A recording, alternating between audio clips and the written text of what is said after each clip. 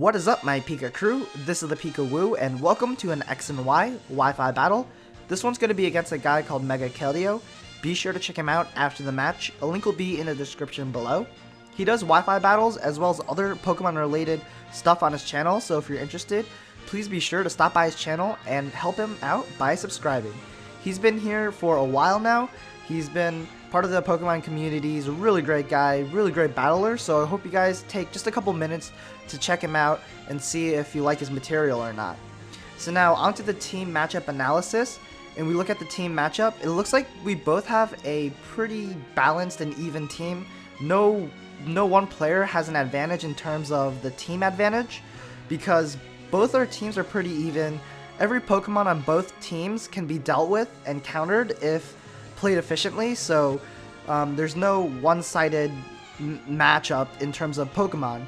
Now, in terms of playstyle, again, I have a hyper-offensive playstyle. Despite having a frail team, though, I don't really have any huge typing weaknesses. The only problem I see on my team is that it's really frail, and it can get swept by pretty fast boosting Pokemon.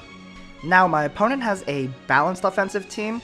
What that means is he has Pokemon that are dedicated to being walls and just being bulky Pokemon in general. Those two Pokemon are Gliscor and Trevenant. Overall, he has a mix of offensive and defensive Pokemon. So, although he has a more defensive team, he does have some notable typing weaknesses. I see that he's pretty weak to both Rock and Ice, so this makes Stealth Rocks incredibly useful in this match. Unfortunately, I don't have a Rocker on my team in this battle, and also Ice Beam on my Greninja is going to be incredibly useful as well. So, threats on his team consist of Talonflame, Pinsir, and Greninja. And surprisingly, Gliscor ends up being a massive threat too in this battle. Pinsir and Greninja can hit pretty hard in general, and Talonflame can basically sweep my team as only Dragonite is the check against him because it can take a +2 Brave Bird or Flare Blitz with my multi-scale ability. Now, I've got some hard hitters as well. I've got my Alakazam, Dragonite, and Greninja. Alakazam and Greninja can hit my opponent's team really hard, while Dragonite can sweep my opponent's team, or has the potential to, because of the Dragon Dance. So yeah, hope you guys enjoy. It ends up being a really awesome match. So yeah, enjoy. So I'm going to lead off with a Vivillon, as my opponent's going to lead off with a Greninja, and Greninja can hit me hard and take me out with an Ice Beam, but I'm not afraid at all simply because I have the Focus Sash item, and that allows me to take any one single hit, and I can just go for the Sleep Powder and put something asleep. It's my safest option, and with Compound Eyes, it has a 97.5% hit rate, and it hits everything on his team except for Trevenant, and he's not going to bring in Trevenant because I have the Hurricane, so I would have liked to go for the Bug Buzz here, but I wasn't sure if he was going to stay in or not, and Sleep Powder was definitely the safest option. So now that he's asleep, I know he doesn't want me setting up some Quiver Dances, so I'm going to Stun Spore on the switch, and it ends up hitting the Talonflame, and that's absolutely beautiful. He probably switched it in because he thought he can bring it in safely against a Quiver Dance and then take me out with a priority Brave Bird, but that didn't happen, and his two biggest threats, his Greninja and his Talonflame, are both crippled. Without its speed, Talonflame can only capitalize on the priority Brave Bird, and that means that Excadrill can pretty much take on Talonflame one-on-one. That's why I brought it in. And yeah, so it's no longer that big of a threat, but priority Brave Bird is still pretty dangerous in general, so I want to play it safe. I just want to take him out as soon as possible with a Rock Slide. He ends up over-predicting. He thought I would choose another move, anticipating his switch out, and he went for the Swords Dance there, but that didn't really work out there, and I am able to take him out. So now my opponent's going to bring in Tyrantrum. It's a really odd set. First of all, I'm not really sure why he brought in the Tyrantrum, because I just take him out in one shot. But I know he is invested in defense and HP because Excadrill outsped, and I don't really carry much speed. So maybe he thought he could take a hit, go for the Dragon Dance and boost up, and then take me out or something. But I just got a free kill, and I'm not really going to complain. So he's going to bring in Gliscor here. Gliscor is pretty dangerous, and I'm just going to bring in Vivillon pretty much as death fodder. But it's more than just death fodder because I brought it in against an Earthquake, meaning that I can deal damage. I can scout if he has Ice Fang or not, and try to scout what kind of moveset he is. If he has Swords Dance or not, or if he's more of a bulky Toxic Staller. But I don't really find out what moveset he has, but I know that he has Earthquake and Ice Fang. So I'm not really sure what his other two moves are. So I'm going to go ahead and bring in Greninja because this team is really weak to Ice.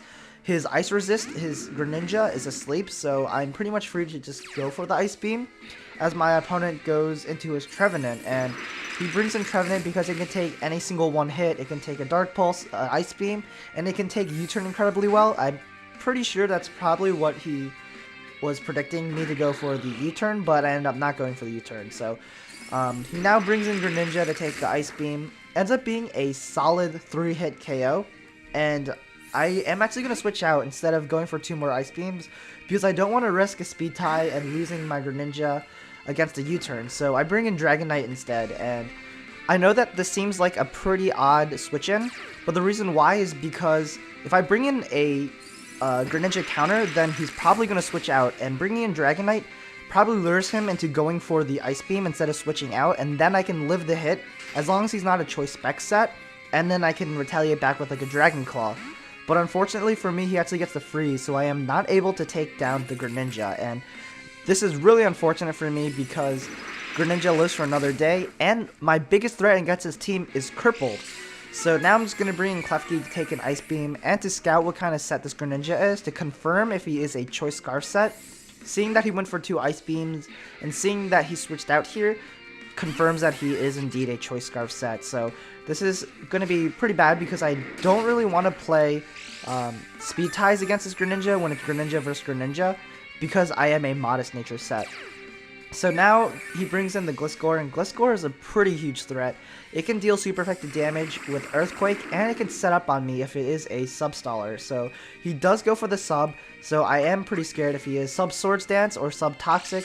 Both of them are pretty threatening. So what I want to do is go for the Torment to limit his moves, because Torment makes him not able to go for 2 moves in a row. So he can't go for 2 Earthquakes in a row, and that's pretty useful to have. So here I'm going to bring in my Dragonite to take the anticipated Earthquake, and then hopefully try to thaw out and break the Substitute, because I really want to break the Substitute.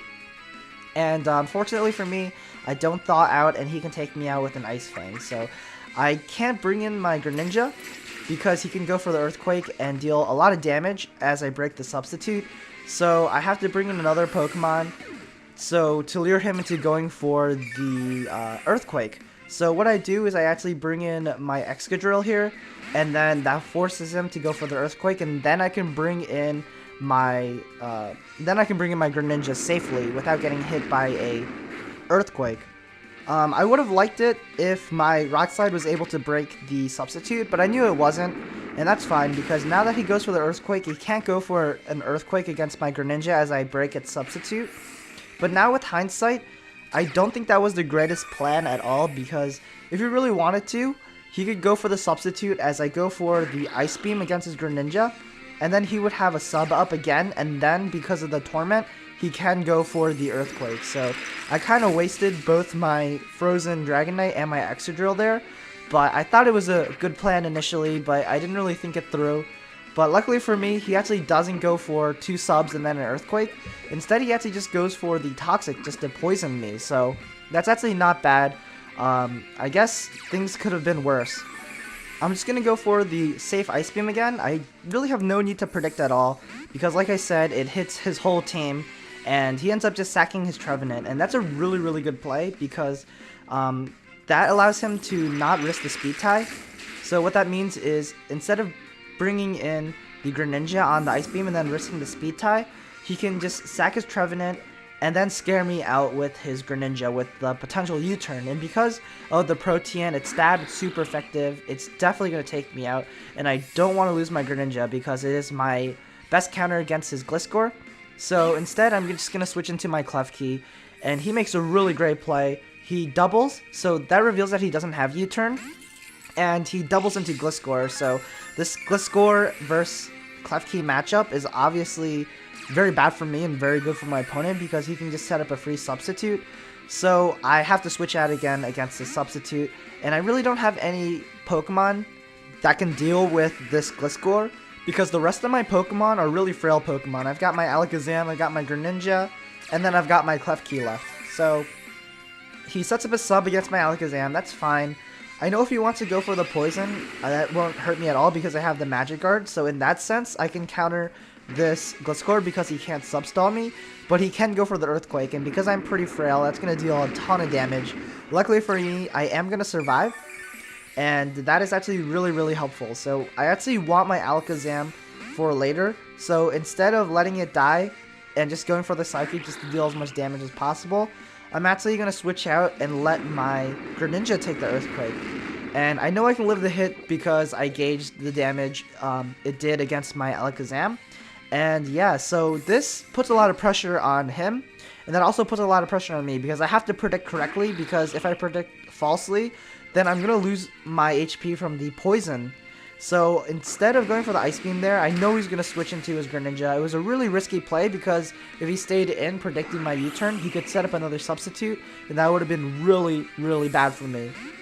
So luckily for me, I do end up predicting correctly, going for the U-turn against his Greninja, and I take him right out. So he's got 2 Pokemon left. I think he's got his Pinsir and he's got his Gliscor left. And yeah, so it's 2v2. It's really scary.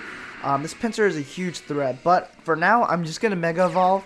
I've got base 175 special attack, and I know Pinsir doesn't really have the greatest HP and the greatest special defense stat, so hopefully the Psychic can take him out. Unfortunately for me, he's going to live with a Slither health, and he is going to take me out with an X-Scissor, and he's going to get that Moxie boost, so now he's a +1 Pinsir. And at any moment, he can Mega Evolve too, so I do have my Greninja, and I can take him out with a Choice Scarf Ice Beam, but I'm not sure if he has the Quick Attack or not. He could have bluffed against my Alakazam, and then he can go for the Quick Attack against my Greninja, take me out. So this is really scary. I'm really not sure what to do, so I am going to switch into my Klefki just to scout if he has Quick Attack or not, and he actually just goes for the Close Combat. And yeah, he doesn't have the Quick Attack at all, so I really could have just taken him out with an Ice Beam, and then I could have just swept his team with the Greninja. But unfortunately for me, this puts me in a really bad dilemma, because if he switches in his Gliscor against my Klefki, then he can win the match, because he can just set up a substitute and it's over. But luckily for me, he actually stays in, goes for the Close Combat, takes down my Klefki, and now I can take down his 2 last remaining Pokemon with my Greninja's Ice Beam. And that was really, really scary, because had I switched out predicting him to bring in the Gliscor against my Klefki, and he went for the Close Combat there, he would have been able to win. And it was really just a 50-50 guess at the end, whether or not he brings in Gliscor at the right moment, or whether or not I switch out at the wrong moment. But luckily for me, he takes down the Klefki, and I am able to just defeat him in a narrow 1-0. Wow, that was absolutely ridiculous. I can't believe how close that was, and that was really scary. So I hope you guys enjoyed the match. Thank you guys for watching my video. If you guys enjoyed, feel free to leave a like and help support this video. And also shout out to Raymond for the Pavilion, Harold for the Dragon Knight, Tenescio for Excadrill, Sanders for the Klefki, LV Frost for the Alakazam, and Super Fun Time for the Greninja. Thanks for watching my battle. Stay tuned for the question of the day, and I'll see you guys later. Peace.